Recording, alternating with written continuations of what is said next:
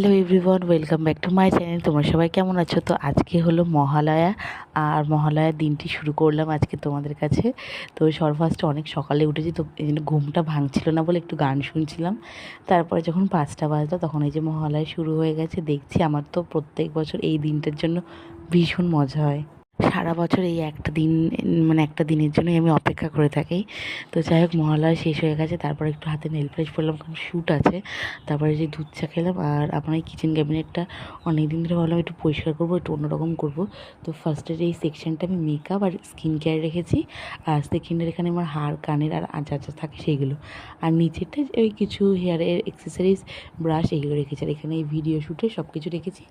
আর এটা আমার শ্যুট। তারপরে যে বাবুর সাথে হঠাৎ করে একটু কেনাকাটা করতে গেছিলাম, আর এই চুড়িদারটা আমি কিনেছি। কেমন লাগলো ভিডিওটা অবশ্যই জানিও, আর ভালো লাগলে একটা লাইক করে দিও।